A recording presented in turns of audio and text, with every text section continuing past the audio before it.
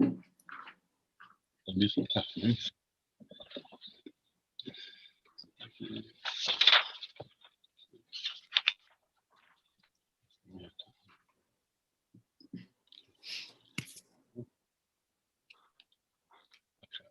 This time.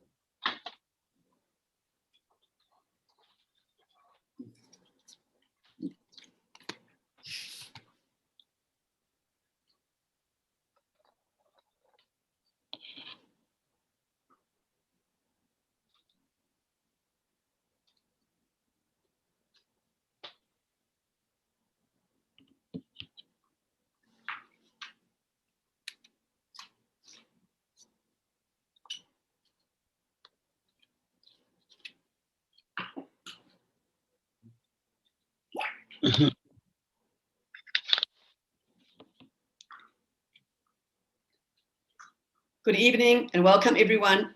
Thank you for joining our Pirkei Shiur. May our learning tonight be in the zachut of our beloved husband and dad, Le'iloi Nishmat Harav Avraham Chaim ben Eliezer Yaakov, Zecher Tzadik Livracha, and our dear and precious Goldie Miriam, Bat Avraham Chaim, Zichrona Livracha. May they both intercede on high on behalf of all of us. Over to you, Dov.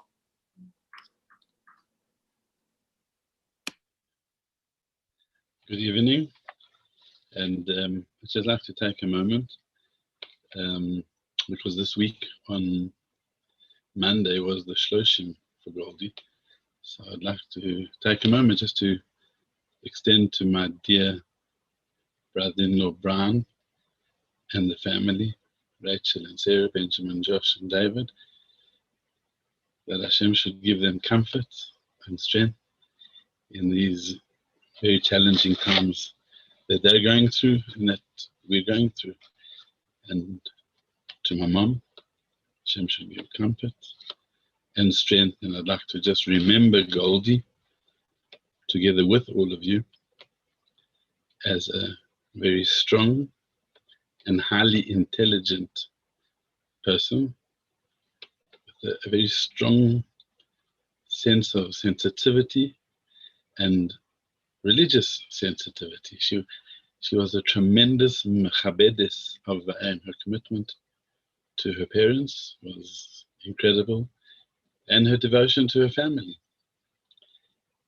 She had tremendous emunah and optimism, and she is remembered as a person who really enjoyed making brochas, and her Yiddishkeit was very much at the center of who she was.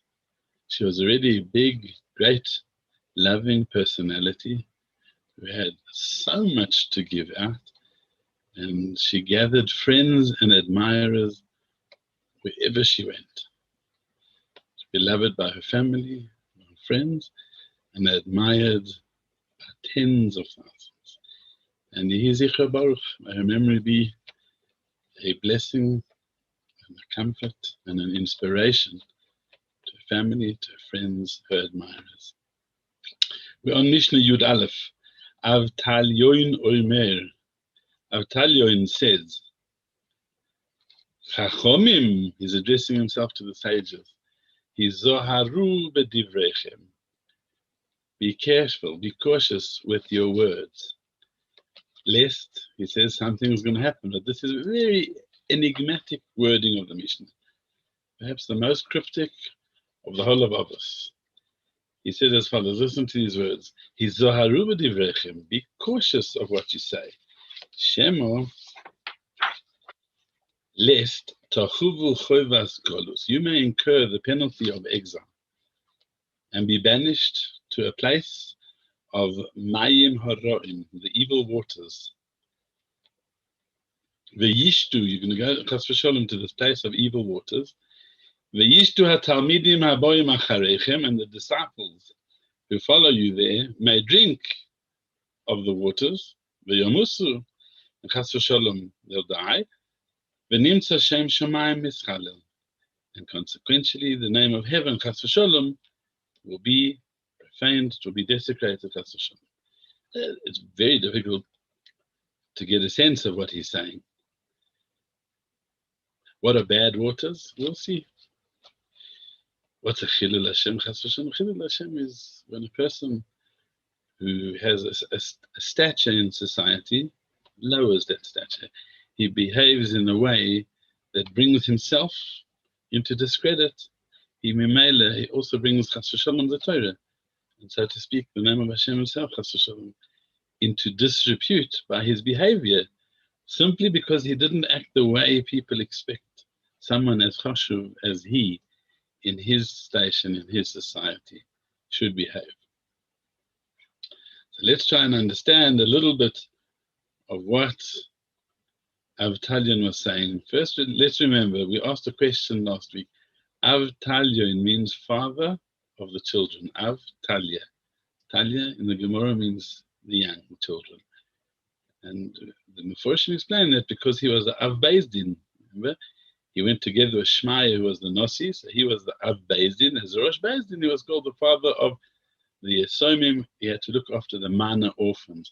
But we raised the question on that if that, according to that, all Av Batei Dinim should be called Avtalion, and we only found this Tana, this Heilige Tana, referred to as Avtalion. So we asked the question, why him? Why is he called this name Avtalion, the father of the young? And I think I'd like to suggest a chiddush, and that's going to capture the whole message of this Mishnah as we're going to read it. Avtalion's message to Klal Yisrael was Chochem.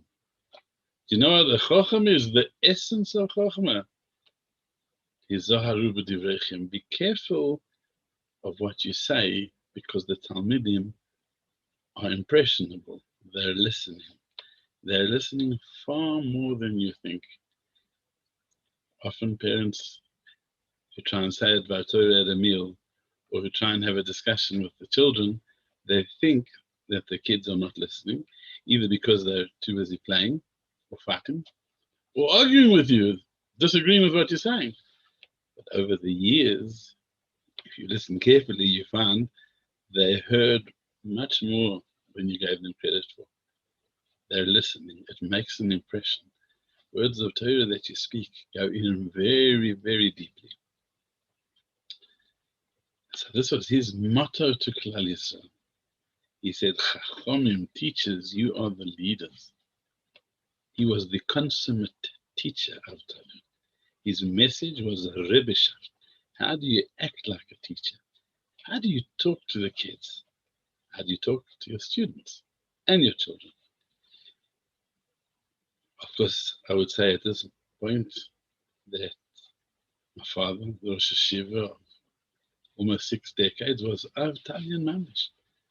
He was so careful in how he spoke to the children. He was very aware, his children, the children at school, 6 decades of Talmudim, he communicated to with a love and a warmth, broadly. He tried never to be constricting on anyone, with lots of care. But his Zaharu, in every way, we'll see, he measured what he was saying, the message that he was saying, as will become clearer as we go. So both these Mishnayos, last week's one, remember, was a theme of leadership, and this one is another part of leadership. Why? Because the form, the tzura of Torah leadership is going to determine the character of the entire community. And that's why it's so important. For an ethical community, for a Torah culture, we need leaders who are correctly focused. So Shmaya in last week's Mishnah said, unless it's forced on you by circumstance, or Hashem has many ways of coercing a person to take authority, unless it's forced on you, stay away. Don't aim for kavod. Don't do it for kavod. And if when you are forced into it, you have a leadership position because it needed to be done, do it as a service. Don't do it for lordship and not for station. That was Shmaya's message. Keep yourself independent, because station, it looks like it's building you up, but it creates a crushing pressure. That was his message. Now Avtalion's adding, again, what's Jewish Torah leadership? He says the most crucial issue of leadership is what you communicate and how you communicate. Even once you have the job and you've got the right focus, it's not good enough. You have to have tremendous respect for the station and for the immense koach of your words. A leader, the more prominent he is, the more responsibility he has to take, not just for his views, but for his words. The heads of the American Reserve Bank, it is said of them that if they just say one word, the entire economy goes through a shift. If they use a sentence someone said, like showing interest in the subject, immediately the speculation is going to raise the interest level. Something's happening with the interest level. And it's a MS. The more prominent you are, the more restrained and cautious and respectful your words have to be. Because words have implications and derivation. A word, once it's out of your mouth, becomes your master. It's almost impossible to reclaim it fully. And could well be that it just cost one of the best friends of the Jewish people the presidency. It could well be this point, just this nakuda. You can't say what you want, no matter who you are. Be cautious, because words take on a life of their own. So what was he referring to when he said this Mishnah, that harm can come through your words and that the Talmidim will drink from the bad waters? The Rambam says he's referring to the episode we mentioned in a few Mishnayos back of Tzadak and Baitos, where the Rebbe said, serve Hashem not for reward. Serve Hashem because it's the right thing, but don't count on reward and don't think about reward. They misconstrued that. They said, the Rebbe is saying there's no olam haba chas v'shalom. There's no reward. We're doing this for this world. Oh, well, if we're doing it for this world, we have our own idea of how this world should be run. And we see that the Rebbe had the right intent. He was teaching Torah at a deep level, but it created decades and centuries of dissent and tragedy. Chas v'shalom in Klal Yisrael. So, according to the Rambam, that's exactly what our Mishnah is referring to. Avtalion was saying, as a Rebbe, he's the Avtalion, he's the master teacher, the consummate Rebbe. He's saying, of course you're right, of course you're right. But as a Rebbe, remember, your words have a life of their own. And you have to now dignify the life of those words. And his Zohar, the art of teaching the next generation, the art of it is in the words. Sensing the life that they have in them independent of you. And they're going to reflect views whether you hold them or not, because the words are going to travel. That's how the Rambam learns it. It's true that willful people will twist your words anyway, no matter, even if you say, if you're most careful. But a leader, at least, you need to factor into the equation. Don't give any room from it. But you can't always be so politically correct that you say nothing, because then that's also a statement. All our Mishnah is saying, Zahirus. No, proceed with caution.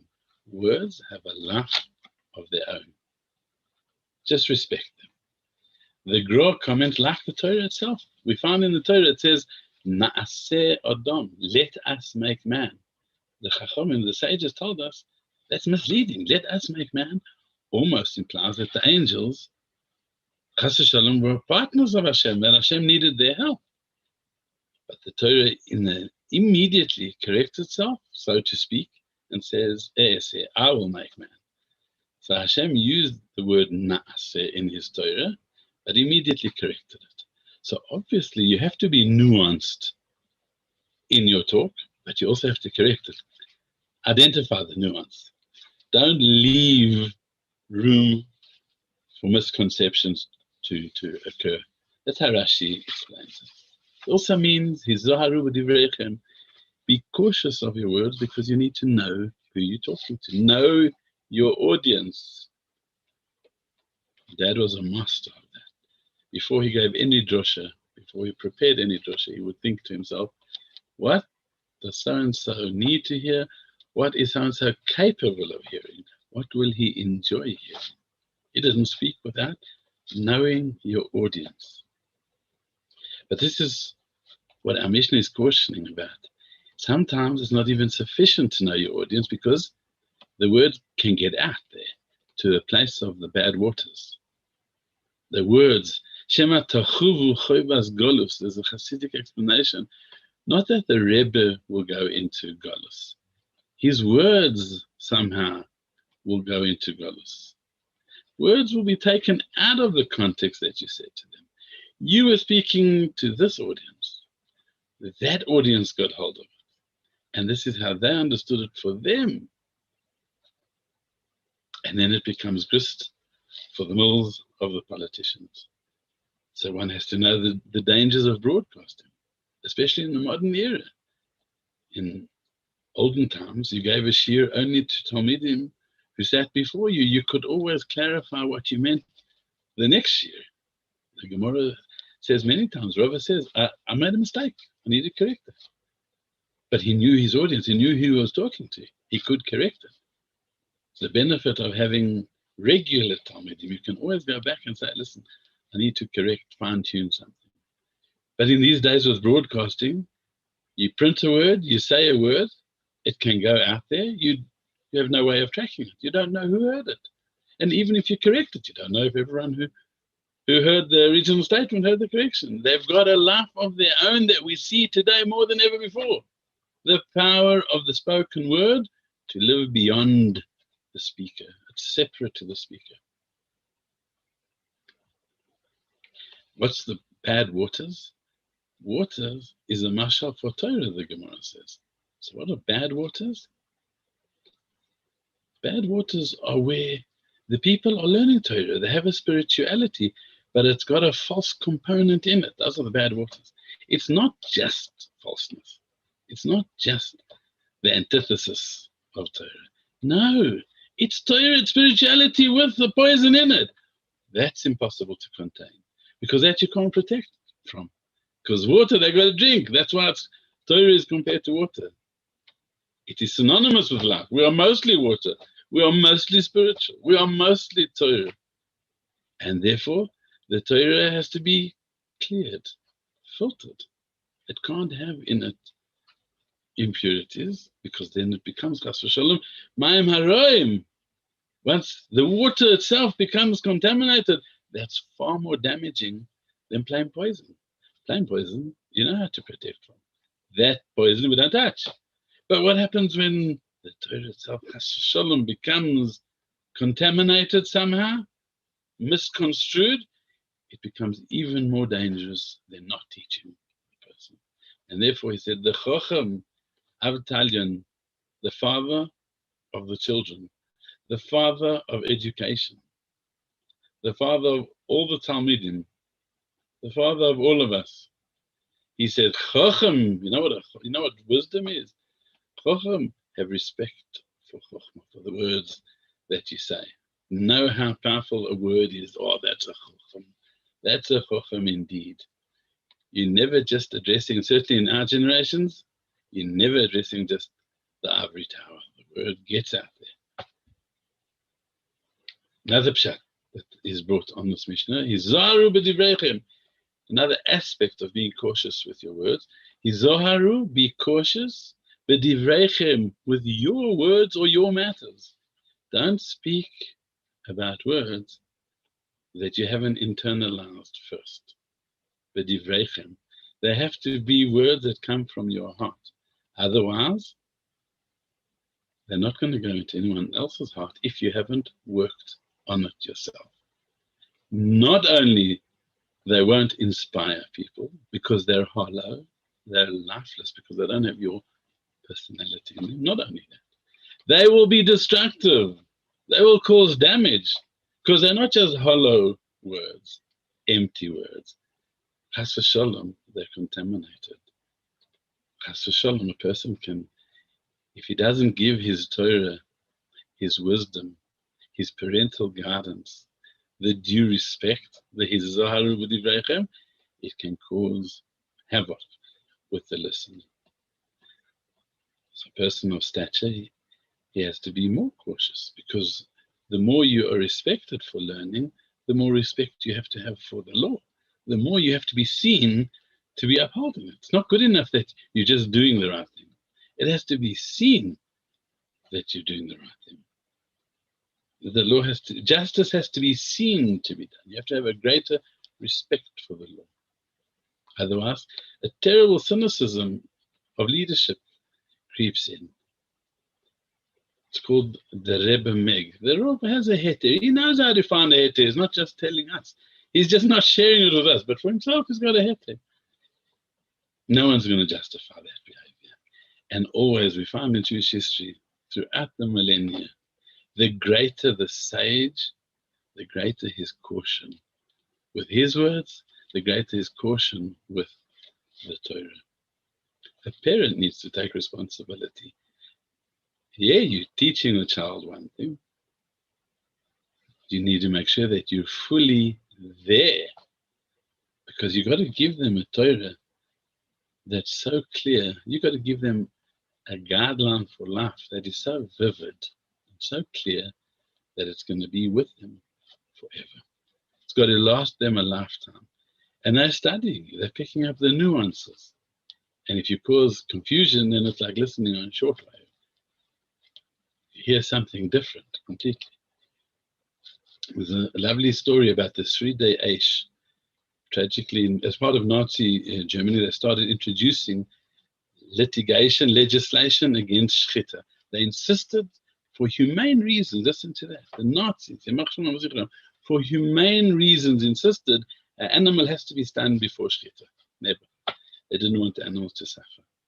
So it became a great debate amongst the Rabbanim, because of Halacha, it's very, very difficult to justify stunning an animal and then shechting it, because the blood's not going to flow properly.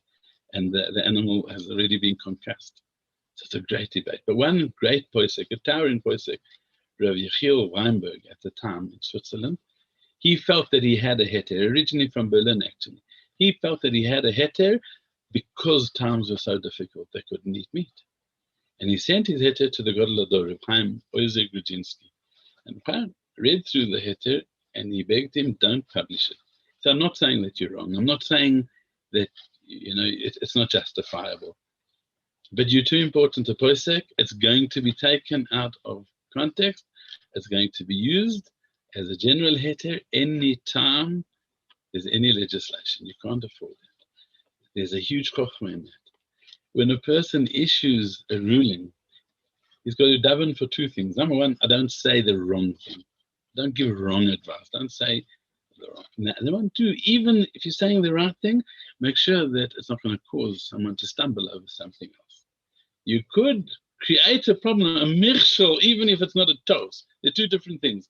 A toast is a mistake in your guidance, in your teaching, in your ruling. A mirshal is you said the right thing, you didn't make a mistake. But somebody's going to trip over it because it wasn't the smart thing, it wasn't the wise thing to be saying. Let's move on. Another very important aspect of hizaharu b'divreichem is, as we mentioned, in passing, be clear, clarify your message. A person has to clarify his message. The ikar challenge of leadership, if, like last week we said, if a person is seeking fame, fortune, popularity through your Torah, then you're going to only be able to say things that are populist. You won't be able to say the truth because you're scared. They won't listen, which is a real fear. But by going the other route, you lose yourself in the process. And not only do you lose yourself, you cause havoc with the listeners. Clarify your message. Make sure your message is clear and you stay true to your teachings and you stay on message. There's a wonderful phrase, stay on message. Know what your message is. Know what the message that HaKadosh Baruch Hu wants you to give your family, your community, Klal Yisrael, and stay on that message. If you try and be all things to all people, all you do is sow confusion.